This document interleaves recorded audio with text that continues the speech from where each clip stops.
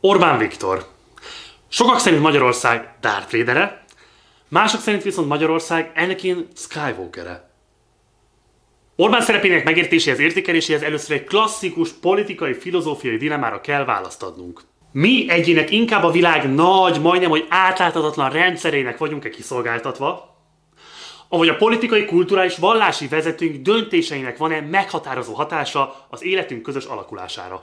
Én személyesen nagy jelentőséget tulajdonítok a vezetők politikai felelősségének, az ezen döntéseket meghozó politikusok személyiségének. Hiszem, hogy a sorsunkat meghatározó politikákat egyéni döntések alakítják. Tehát érdemes küzdeni azért, hogy ezek az egyének jó döntéseket hozzanak és hozhassanak.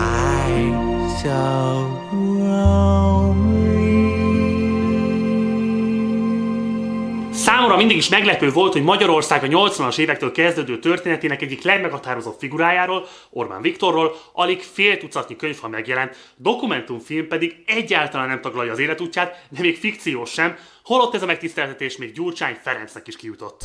Az utolsó szó jogán leleplezem ezt az aljas eljárást. Hogy ismerhetnék be bármit? Ártatlan vagyok. Persze, itt mindenki ártatlan. Persze Orbán is tett azért nem is keveset. 2010-es kormányra kerülése óta egyáltalán nem adott interjút, nem kormánypárti, nem fideszes médiumnak. Ez igen nagy kár, hiszen ahogy az utolsó 2009-es ATV-s interjújából is látszik, Orbán emberi arca leginkább a vitahelyzetekben tud megmutatkozni. Bizonyos területeken az import, tehát a külföldről érkező termékek, azok fölülírják, kiszorítják a hazai termékeket. Hát ezen lehet változtatni, ez nem egy bonyolult dolog. De minden elhatározás kérdése? Tehát mindentől függetlenek vagyunk? Nem, minden elhatározással kezd... Bocsánat. Tehát én csak annyit mondok, hogy minden elhatározással kezdődik. Én nem azt állítom, hogy az elhatározás önmagában elegendő, de hogy minden változás elhatározással kezdődik, azt állítom. Ezt az igazságáért küzdő Orbán Viktort, amelyben még egykori rendszerváltó énje is felfedezhető, 2010 óta egyáltalán nem láthattuk. Miközben a 80-as évek végétől a mostanáig tartó életútja egészen elképesztően izgalmas, gazdag és ellentmondásokkal terhelt, még sincs egyetlen videós munka sem, ami ennek vagy a Fidesz történetének a bemutatására vállalkozott volna. A Slejmben most arra vállalkozom, hogy Orbán politikai karrierének elindulását, az ezt a karriert lehetővé tevő közösség, vagyis a Fidesz megalakulását és párttáválását, vagyis a fiatal demokraták első 2 évének történetét bemutassam. Ma már egyértelmű, hogy a Fidesz és Orbán Viktor egy és ugyanaz. Én vagyok. Csak ma már. Orbán! Igen, én volnék, igen, csokolom. Na most fog valamit látni az először. Ugyanakkor az indulásnál ez egyáltalán nem volt így, sőt, a Fidesz épp azzal tudott versenyképes alternatívát kínálni az állampárttal szemben, hogy valódi, demokratikusan szervezett politikai közösségként működött. A Demokraták Szövetségének első számú képviselőjelöltje még nincsen. Azt tervezzük, hogy most a sajtótájékoztató után azonban a választmány eloszta maga között a tárcákat. A problémák pont ott kezdődtek el, amikor Orbán is belső köre bekerülvén a parlamentbe, egyrészt ráébredt arra, hogy a születő demokráciánkban kizárólag politikai és gazdasági gátlástalanság árán lehet érvényesülni, másrészt pedig elkezdték megunni azokat a vitákat, amelyek szerintük hátráltatták a hatékony működést, és elkezdték autoriter módon működtetni a pártot. Ez az adás tehát erről szól, hogy hogyan indultak el 1988-ban a fiatal demokraták, milyen politikai ideák és víziók mozgatták őket, és hogyan jutottak el alig 2 év leforgása alatt odáig, hogy 1990-ben a harmadik Magyar Köztársaság első szabadon választott parlamentjében önálló frakciót alakíthattak. Én Gulyás Márton vagyok, ez pedig itt a Slejm, a torkonogat politika.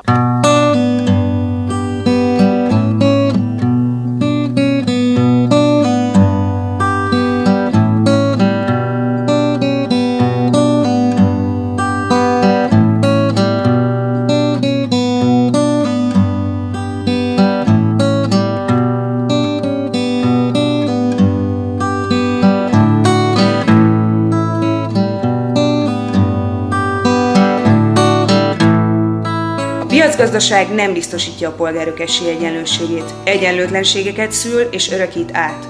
Az így előállt egyenlőtlenségeket a demokrácia politikai intézményei nem képesek önmagukban orvosolni. Küszöbön áll a tömeges ifjúsági munkanélküliség. Nyomorúságos a lakáshelyzet. Felháborítóan alacsony a fizetés. Az állam újabb és újabb nyomasztó tereket rak a nyakunkba, és reményünk sincs arra, hogy ez a helyzet belátható időn belül változni fog. Meggyőződésünk, hogy a fiatalokat sújtó problémák nem választhatók el olyan súlyos és alapvető kérdésektől, mint a szabadságjogok törvényes garanciáinak a hiánya, a szabad választásokat lehetetlenné tevő diszkriminatív választójogi törvény, az oktatás helyzete, vagy a költségvetés megállapításának jelenlegi módja. Azaz a mi nehézségeink gyökere a politikai rendszer diktatórikus jellegében van. A magyar társadalom elvesztette politikai tudatosságát és szervezettségét. A demokrácia letéteményese végső biztosítéka nem az államhatalom, hanem a demokratikus politikai kultúrájú társadalom. Azoknak a fiataloknak az összefogását vállaljuk, akik legfőbb politikai elveiknek az erőszakmentességet, valamint az emberi és polgári jogok tiszteletben tartását vallják. Az önszerveződési folyamatban vállalt katalizátor szerepünket csak akkor leszünk képesek ellátni, ha megteremtjük azokat a politikai műhelyeket, amelyekben az új nemzedék a politikai vélemények és magatartások kialakításához szükséges kultúrát elsajátíthatja. Oda jutottunk, hogy halasztás nem tűrő gyorsasággal kell megszerveznünk saját magunk védelmét a hatalom társadalom ellenes politikájával szemben. Valljuk, hogy a demokratikus gondolkodás és a szervezettség a leghatékonyabb eszközök a hatalom hibás és önérdekű politikájával szemben. Szükség esetén alkalmazni fogjuk az állampolgári engedetlenség békés formáit. Demonstrációkkal, sztrájkokkal adunk nyomatékot követeléseinknek. Az elhangzott beszéd minden egyes szava a Fidesz első kongresszusa által elfogadott politikai programnyilatkozatból származik. A képeken a Népligetben álló egykori Jurta Színházat látjátok, amely a 80-as években Budapest politikai, kulturális központjaként működött demokratikus, szövetkezeti alapon. Magát az épületet is a társulat építette magántámogatásokból. Itt tartotta a Fidesz 88 őszén első kongresszusát, ahol az előbb idézett politikai programnyilatkozatot elfogadták, és ahol megalkották a szövetség szervezeti fölépítését, és megválasztották az egyelőre 7, később 13 tagú első országos választmányt, a Fidesz döntéshozó testületét. Vezető, elnök nem volt. Egyenlő jogkörrel rendelkeztek mindannyian. A Jurta Színház a rendszerváltás után nem sokkal bezárt. Az épületben később a hírhedt éjszakai szórakozóhely, az E-klub kezdett el működni, ma pedig a hasonló műfajú Liget Klub található itt, amelynek biztonságőrei majdnem megvertek, amikor ezeket a fölvételeket készítettem. Az elmúlt 28 év alatt sokat változott a hely. Ahogyan a párt is, amelynek története itt vette kezdetét. De induljunk a kezdetektől. Orbán életének első cikke pikáns aktualitással bír. 1985-ben 22 évesen végignézte, hogy az ellenzék kétségbe esetten megpróbálja bejutatni a jelöltjeit a parlamentbe.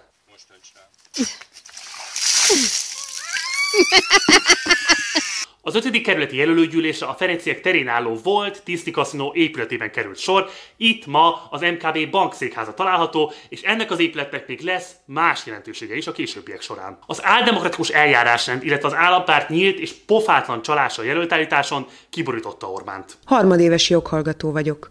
Mint leendő jogi végzettségű állampolgár számára a legelső feladatom, hogy ott, ahol vagyok, ott, ahol tudok, mindent megtegyek a jog és a törvényesség védelmében, sőt, az is a feladatom, hogy jogrendszerünk tökéletesítésén elmélkedjem. A törvényességet pedig nem lehet elvontan védelmezni, hanem csak is az egyes törvénysértések konkrétságában, a jogsérelmet szenvedő állampolgárok egyediségében. Ez pedig állampolgáraink felé jelent elkötelezettséget. Itt csak 2 lehetősége van a magamfajtának.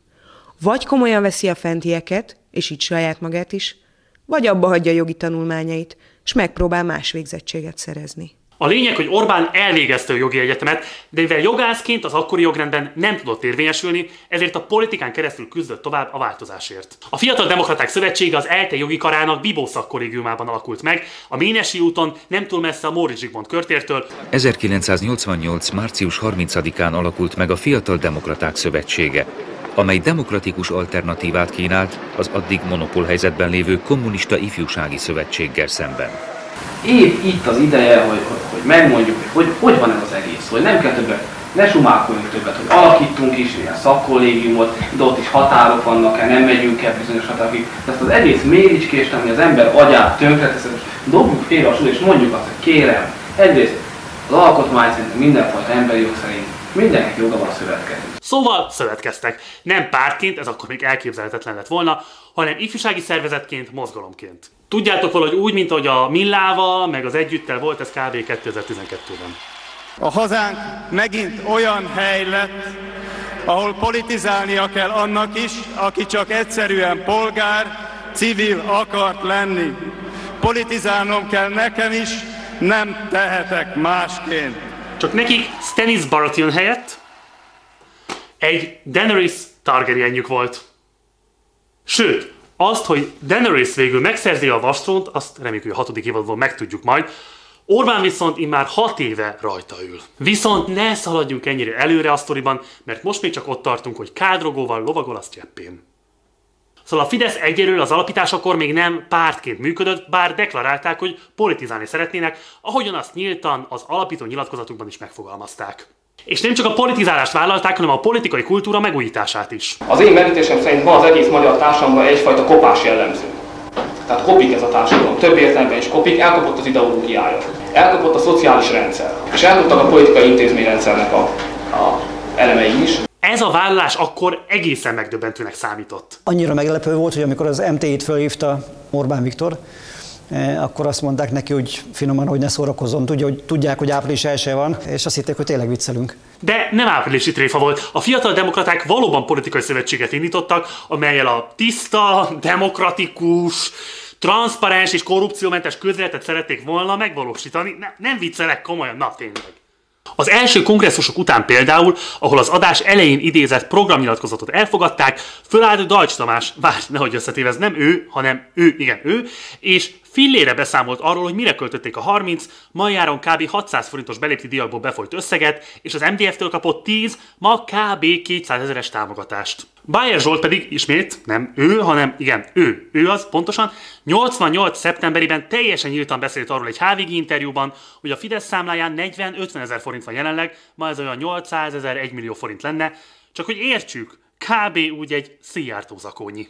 Azt, hogy a Fidesz ilyen integráns és a demokrácia iránti valódi elköteleződéssel tudott fellépni a diktatórikus kádárrendszer fullasztó klímájában, nos az többek között az 1983-ban megalapított Bibó szakkollégium friss légkörének volt köszönhető. A rendszerváltás 88-ban kezdődött, de annak volt előélete. Mert a 80-as években a szakkollégiumú mozgalomban olyan szellemi műhelyek működtek, amik tulajdonképpen végig gondolták már azt, hogy egy ideális országban, egy demokráciában hogy lehetne élni. A Bibóban már 83-as megalakulása óta élénk, társadalmilag és politikailag nyitott kulturális és szellemi élet volt, klubokkal, meghívott előadókkal, komoly emberi jogi és környezetvédő fókusszal.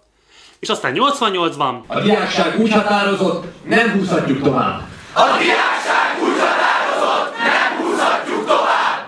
Nem is húzták, és 88. március 30-án meglapították a Fideszt, és a Bibó, pezsgő, kulturális, szakmai légkörét kezdték el terjeszteni országosan. Mozgalommá válva olyan eseménysorozatokat szerveztek, mint például a Fidesz Akadémia, amely a 5 részből álló előadás sorozat volt az RT Jogi Karán olyan témákról, mint a közösségek szerepe a magyar társadalomban, vagy az ország szolidaritás hiányossága. Vagy a Molnár Péter által szervezett Tudatalatti Klub, ahol voltak koncertek külföldi és magyar alternatív rock és punkbandákkal, volt filmklub, francia új hullámos és magyar avantgárd filmekkel, voltak színi előadások, irodalmi műsor, beszélgetések, és így tovább. Oké, csak egy pillanatra álljunk már meg. El tudja az bárki ma képzelni, alig negyedszázados távlatból, hogy épp egy politikai formáció képviselje és terjessze a leghaladóbb, a legprogresszívabb művészeti irányzatokat?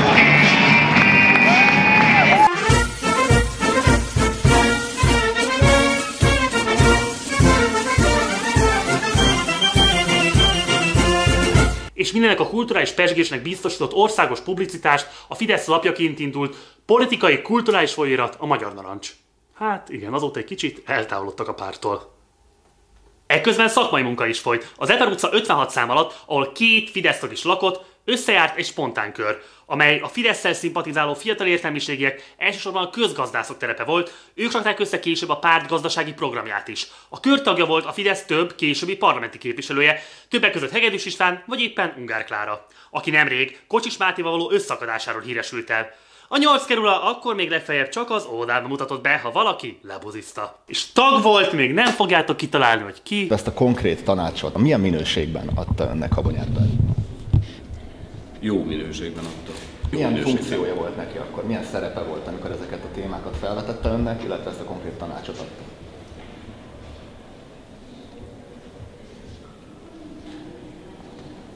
Igen, ez a közeg még Kósa Lajosból is kihozta a gondolkodót, bár a pletykák szerint soha nem készült el időben az anyagaival, és akkor is már leginkább viccmeséléssel szerette tölteni az időt. A legjobb az azt, hogy nem tudom is elég, hogy két MSZP-s beszélget, hogy vagy, hát, én meg vagyok, és te, hát engem még keresnek. Érti? Tehát azért a nép azért érzi. A Fideszben persze már a kezdetekkor is volt nyitottság a nép felé.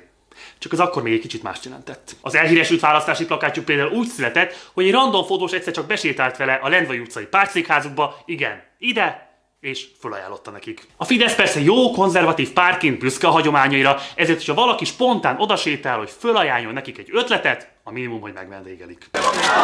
Nem kellett a sütemény a diákoknak? Nem fogadták el, Szóvő asszony? Nem. Olyan szeretettel kínáltuk. És a választási szlogenjük megszületése is jól példázza azt a spontanitást, ahogy akkor működtek.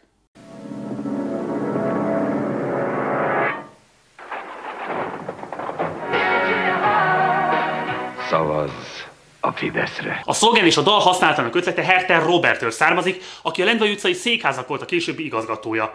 A történet szerint ült az irodájában, hallgatta Roxette-től a Listen to Your Heart-ot, és önkéntelenül elkezdte lefordítani magában, hallgass a szívedre, hozzátette a rímet, szavazz a Fideszre. Hát így született meg a legendás szlogen. Összefoglalóan tehát a Fidesz egy spontán ötletekkel operáló, alulról építkező, sok embert megmozgatni képes politikai szerveződés volt, amely újszerű megközelítésével, hitelességével és radikalizmusával néhány hónap leforgása alatt megmozgatta a magyar közéletet. Újszerű módszerék egyik az aktivizmus volt, amit annyira szervezetten és rendszeresítetten tudtak művelni, hogy az egykori Soros Bérencek beszámoló hangzott el a Fidesz vagyoni helyzetéről. A működtetésre szánt 3 millió forintot a Soros Alapítvány folyósít. Még a mai Soros Bérenceknél is sokkal nagyobb eséllyel tudták volna a gutaütésbe kergetni szerencsétlen Tarlós Istvánt.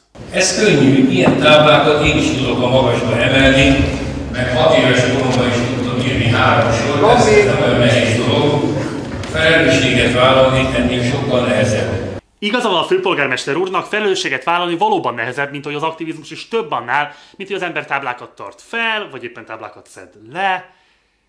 Éppen ezért azt mondom, hogy most ne is a Magyar Bíróság által elítélt, hanem egy még érintetlen és hiteles hangot hallgassunk ebben a témában. Először is olyan akciókat szervezünk, amelyeknek konkrét hasznuk mellett szimbolikus jelentőségük is van. Néhány példa, szemetet szedünk, és ezzel ráirányítjuk a figyelmet a környezetvédelmi problémákra. Ha a nemzeti kisebbségekről van szó, csomagokat viszünk át a határon túli magyaroknak. Ha a menekültekről, segítünk őket elszállásolni, munkahelyet szerezni neki. Mondta mindezt egy HVG interjúban, Bajer Zsolt 1988-ban. Rohadék, migráns, állatcsorda, arab állatnak, a penetráns, a jogvédő szervezetek, tvarosi, vérlázító, dussolunk. Szóval a Fidesz a 30 évvel ezelőtti Bajer gondolat jegyében szervezte azokat az akcióit, amikor például a BM elé vonultak szendvicsembernek költözve, hogy így tiltakozzanak a rendőri erőszak ellen, amikor demonstráltak a kínai diktatúra által elkövetett Tiananmen téri véregzés ellen. Követeljük, hogy a reform szándékait hangoztató magyar kormány nyilatkozatban ítélje el a tűzparancsot kiadó kínai párt és állami vezetés. Joan Baez, a világhírű amerikai énekesnő is részt vett ezen a tiltakozó megmozduláson már a virradó éjjel a budapesti kínai nagykövetség előtt, amikor a brassói munkásfelkelés évfordulóján az utcára vonultak. Az 1988. november 15-i Nemzetközi Románia napra, a brassói munkás megmozdulás első évfordulójára 15 szervezet szolidaritási tüntetést kezdeményezett. A tüntetés meghirdetett útvonalát a rendőrség lezárta, a nagykövetség épületét körülvette. A tüntetőket eltérítették az eredeti útvonalról, majd a rendőrség erőszakos fellépésével megakadályozták a továbbhaladást. Amikor a berezelt MSZNP által kezdett tömeges iratmegsemmisítés ellen akcióztak,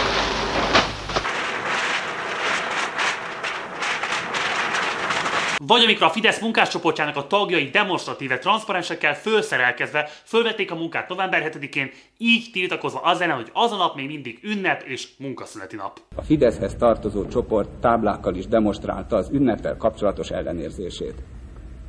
A rendőrség a közrend megzavarása miatt intézkedett. 18 személyt előállítottak, kényszerítő eszközök alkalmazására viszont nem került sor.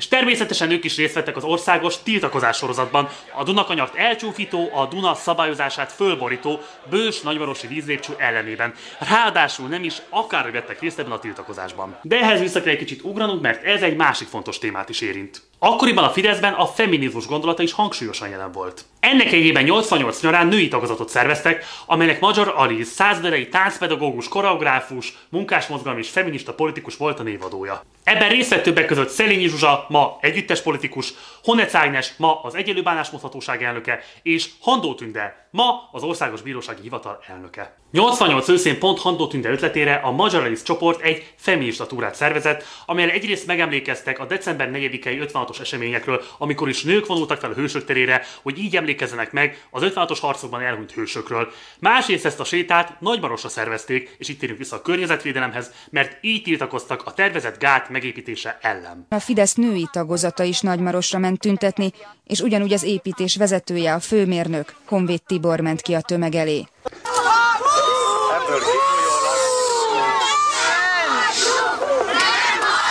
Ez a fajta politizálás persze nagyon szúrta az államhatalom szemét, de már önmagában a Fidesz egy független politizáló szervezet megalakításához is hatalmas bátorság kellett a pártállami időkben. Nyugtalanságra ad okot a módszerek radikalizálódása. Eltúlozzák a több pártrendszer lehetőségét, felnagyítják vélt előnyeit. És ha kell, az ellenséges, ellenforradalmi erőkkel szemben határozottan fel tudunk lépni. Ha nem, az anarchia, a káosz, és ne legyen illúzió, a fehér terror fog eluralkodni. A Fidesz volt az első ellenzéki csoportosulás, amely hivatalosan szövetségi alakult. Az első szervezet, amelynek a definíciójából hiányzott a kötelezőségnyilvás a hatalomnak, de még az a szó is, hogy szocialista. Ez persze nem ideológiai állásfoglalás volt. A Fidesz magát szociálisan érzékeny szervezetnek vallotta. Sőt, tagjai között voltak magukat szocialistának valló emberek is, például most kapaszkodj meg, többek között Kövér László. De ez a szocializmus nem az államhatalom által előírt és kiüresített fogalmat jelentette, amit akkoriban állandó jelzőként szinte mindenhez hozzá kellett csapni. A szocialista játék az a szocialista kultúránk szocialista része, a szocialista játék a szocialista ifjúságnak szocialista módon szélesíti a szocialista látókörét, a szocialista ifjúságnak a szocialista játék maradandó szocialista élmény, szocialista nyújt. Nos, a Fidesz erre mondta azt, hogy nem. A szocialista nénikétetnek szocialista nyújtunk, mi szocialista bármit is. Arra ott a kisz. Annak nem üzenek más, hogy csókolja meg a fenekemet. Csókolja meg a fenekemet. Egy Koresz szobában megalapított ifjúsági szervezetként ezt mondani az ország egyetlen hivatalos, az államhatalom által egyedül legitimnek elismert, az ország teljes ifjúságát reprezentáló kommunista ifjúsági szövetségnek, hát ez nem kis kurázsi kellett.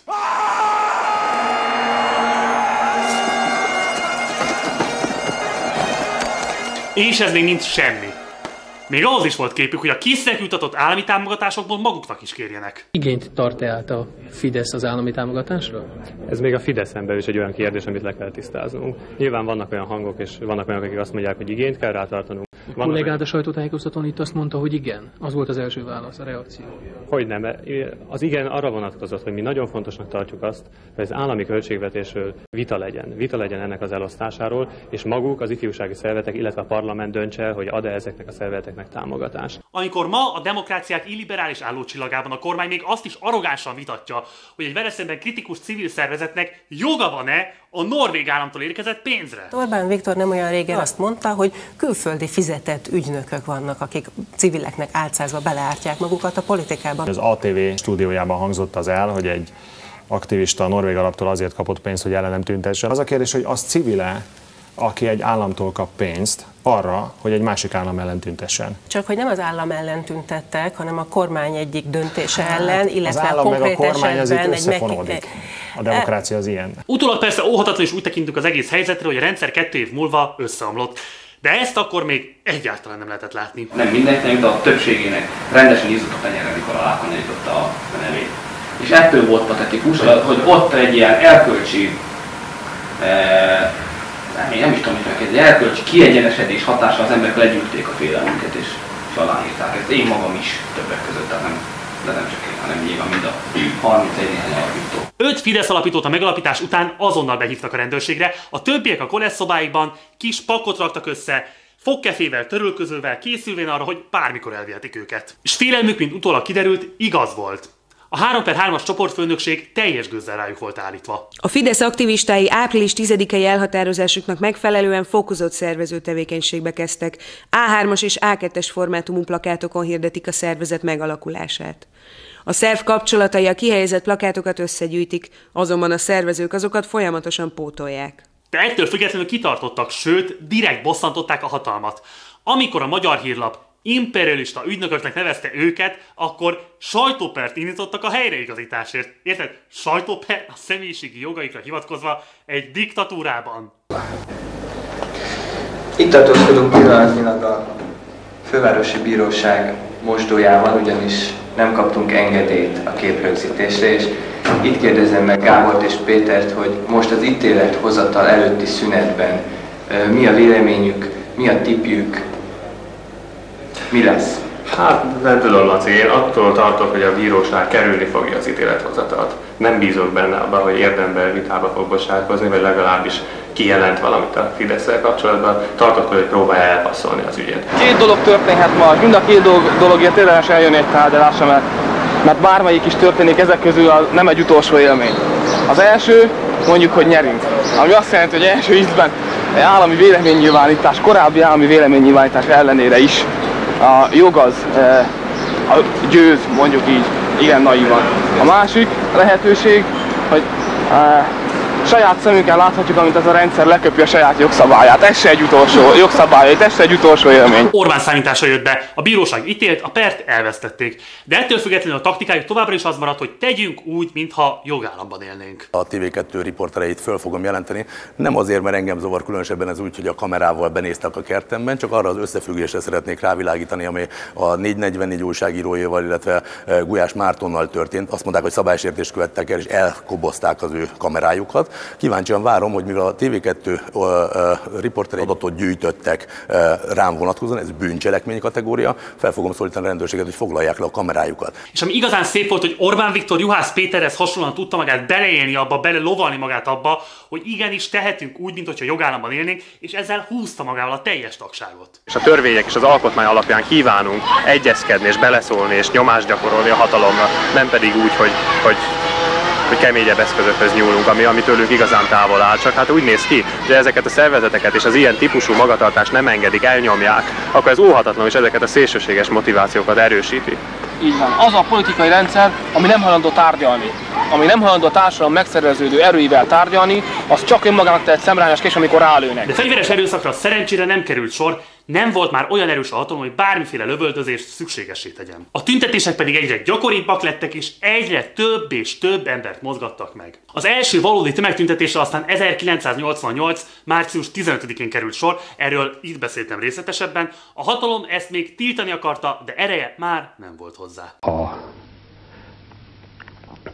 politikai rendőrség, valamint a politikai bizottság már tisztában volt vele, hogy nem fogja tudni kezelni a helyzetet, de nem bírta ki, hogy ne avatkozzon közbe, ezért kapkodni kezdett és ostobaságokat csinál. A következő nagy megmozdulásra 3 hónappal később, 1988. június 16-án Nagy Imre kivégzésének az évfordulóján került sor. Ez sem zajlott békésen. Az első indulatokat Demszky Gábor letartóztatása kavarta.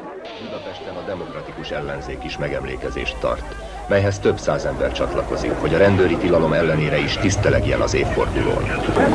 Barátaim, ma 1988. június 16-án reggel Nagy Imre... Ismered a viccet, hogy amikor Demszky Gábor védelmében Tamás Gáspár Miklós mond beszédet, akire viszont rátámadnak a rendőrök, ezért Orbán Viktor siet a segítségére, akit azonban Kis János próbál védeni. Tiéd a kardom. És tiéd az íjam. Meg az én fejszén. 9 utitárs. Mostantól ti lesztek a Gyűrű Szövetsége. A sötét erők egyelőre viszont még kitartottak, és 1988. október 23-án a következő nagy tüntetést megpróbálták szintén szétverni. És éjjel október 23-a!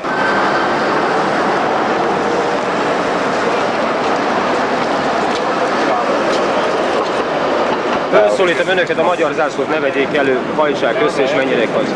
Ezután viszont a hatalom taktikát váltott, és az állampárti nazgulok kedveskedni kezdtek. A következő alkalommal 1989. március 15-én az állampárt, az MSZNP taktikát váltott, és már nemzeti összefogást, megbékélést, közös ünneplést kezdett el hirdetni. Nem, azért még nem egészen ez, de valami egészen hasonlót. És ez a visszavonulás nyitott utat az ellenzék valódi térnyerés előtt, így jöhetett létre Nagy Imre újratemetése, vagy például az ellenzéki kerekasztal. És ez fontos, mert Orbán nem hobbi politizálni kíván. Szinte a kezdetektől világos volt a számára, hogy az elképzeléseik valóraváltásához hatalmi pozíciót kell szerezniük. A gondolkodásom hasonlít azoknak a több gyerekes, fiatal embereknek a gondolkodásához, akik aggódnak a gyerekeik jövőjéért. Akik nem csak azért figyelik a politikát, mert kíváncsiak arra, hogy mi lesz ma, mi lesz holnap reggel, azt is tudni akarják, hogy mi jön ki ebből 10-15 év múlva. Olyasmiket láttam, amiket nem leszek képes majd elmagyarázni a gyerekeimnek sem. Nem tudom elmagyarázni, mit jelentett az, hogy az oroszok itt voltak, s milyen az, ha egy értékeiben és kulturális tradícióiban Nyugat-Európához kötődő társadalomra keleti orientációt kényszerítenek rá.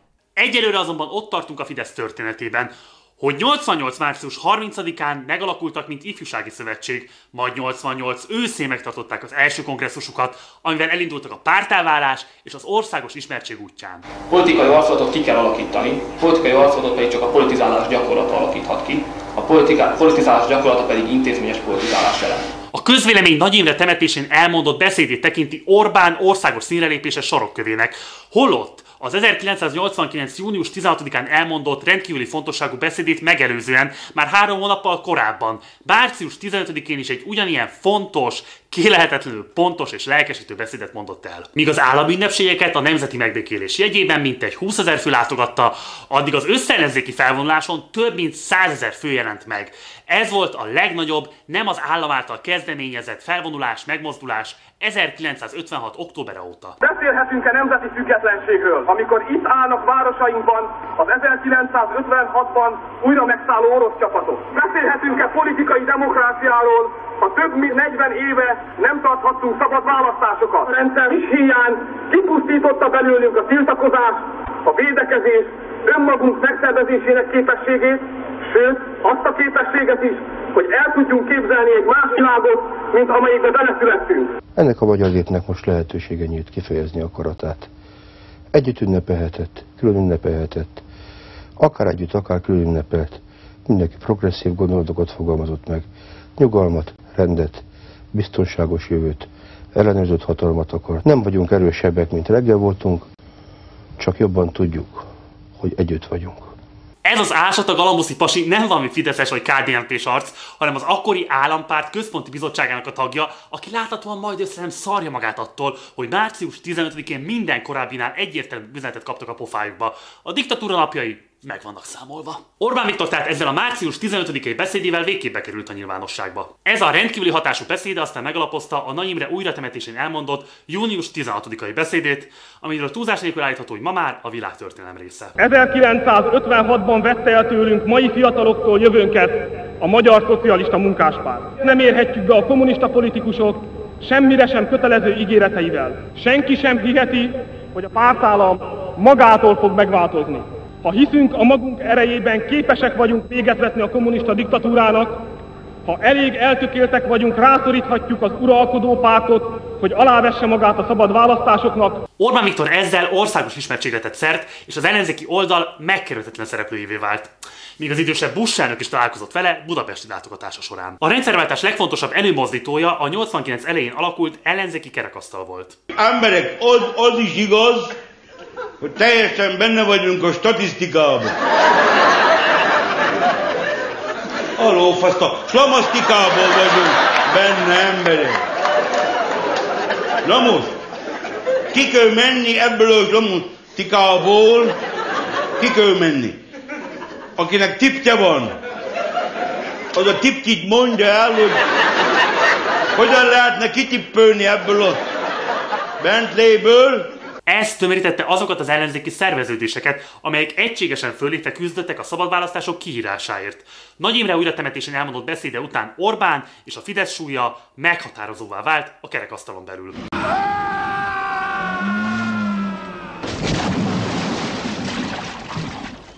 Orbán és a Fidesz delegáltjai a kerekasztal tárgyalásai során végig határozott, józan, radikális álláspontot képviseltek. Nem finomhangolásokra van szükség, nem szakmapolitikai egyeztetésekre van szükség, hanem a teljes rendszernek mennie kell. Tisztelt hatalom, nekem te soha többé nem mondd meg, hogy ki a demokrata, mert te nem vagy demokrata. Azt se tudod, hogy mi az, hogy demokrata. Tisztelt hatalom! Talán ma még hatalmon vagy, de már réges-rég megbuktál. Ekközben a Fideszben is felpörgették az országos szervezőmunkát, és 89. októberében, egy évvel az első kongresszusuk után a második kongresszusukon hivatalosan is párttá váltak. A 90-es választások előtt pedig minden más pártnál frissebb, hitelesebb, lendületesebb kampányt tudtak folytatni. Az egyik választási filmükben például kiválóan összefoglalták a szervezet történetét egészen a bibókoleszos megalakulástól kezdve, az aktivizmuson keresztül, a nagy tömegtüntetésekig bezárólag, vagyis azon lépcsőkön keresztül mutatták be a szervezet fejlődését, amely lehetővé tette azt, hogy alig 2 év alatt országos jelentőségű párttá váljanak. Ezek a mi gyerekeink. Kedves nézőink, tisztelt választópolgárok! 2 évvel ezelőtt, amikor a Fidesz megalakult, és ezért a rendőrség börtönnel fenyegetett minket, még nem reméltük, hogy nem sokára, igaz már gyermekeink körében, a szabad választásokra készülhetünk. És a kampány sikerrel zárult. A 20 évesek alkotta párt, a szavazatok 9%-át szerezte meg, így 22 képviselőt küldtetett a harmadik köztársaság első szabadon választott országgyűlésébe. Annak idején, amikor az első interjút csináltuk az akkori Fidesz, a még illegalitásban lévő Fidesz vezetőivel, akkor ti azt mondtátok, hogy a Fidesz vezetők 1 évre választottak, és utána visszavonulnak a politikai élettől. Most nem tudtok már visszavonulni, mert sokatokat megválasztottak parlamenti képviselőnek, tehát a politikai élet részei lesztek, ha úgy tetszik, az elkövetkezendő 4 évben. Mi, a Fidesz vezetősége az kongresszusokról kongresszus van újra választva, tehát most a harmadik kongresszusunkon is lesz egy új tisztújítás. Más kérdés az, hogy a parlamentben a megválasztott képviselők 4 évig fognak működni. A parlamentbe kerülésüket követően is voltak még friss és szellemes momentumaik. Pénzért vállalta a Levi's Farmer reklámozását? Nem vállaltam pénzért, és nagyon sok barátom azt mondja, hogy Balek vagyok. Ez egy baráti felkérés volt, egy érdekes kaland, és nagyon örülök. Sokan azt mondják, hogy szépek a képek, amik készültek rólam. Amit még el tudnék képzelni, például imádom a filmezést, úgyhogy nem tartom kizártnak, hogy csináljak filmet, vagy akár szerepeljek egy filmbe, ez számomra belefér. Viszont riasztó gyorsasággal vesztették el egykori mozgalmi jellegüket, és sajnos demokratikus elköteleződésüket is. Egyrészt a döntéshozatal folyamatosan központosodott. Bár elnöke végül csak 93-ban lett a pártnak, ki más, mint Orbán Viktor személyében, ő azonban már 90-től kezdődően szisztematikusan gyűjtötte össze a szálakat a saját kezébe. Belső ellenzékének vezérelnöke Fodor Gábor volt, akit végül a szimpatizánsaival együtt 93-ra sikerült a pártból kiszorítani. A központosítás nem csak Orbán hatalommániája miatt volt fontos nekik. A parlamentbe bekerülve hamar szembesültek azzal, hogy a politika pénz nélkül nem megy. Így aztán Simicska Lajos vezetésével rögtön a választások után elkezdték a párt gazdasági holdudvarának a kiépítését. Ehhez az alaptőkét a már említett, egykor a Tiszti Kaszinónak, ma az MKB Bank székházának helyet adó épület adta. Az MDF-fel együttműködve az államtól a pártállami vagyon újraelosztásának keretében pártszékháznak kapott épületet a megkapás pillanatában eladták. Az áron testvérésen osztozott az MDF és a Fidesz. Az 1990-es választási győzelemkor tehát volt mit ünnepelni. Nem csak azt, hogy idáig eljutottak, hanem azt is, hogy még nem indultak el a lejtőn, amire gyakorlatilag már másnap rögtön ráléptek. Erről azonban egy következő adásban fogok majd beszélni. A Fidesz utolsó, valóban felszabadult pillanata tehát ez volt. A 90-es kampány során a Nemzeti Sportcsarnokban szervezett rendszerzáró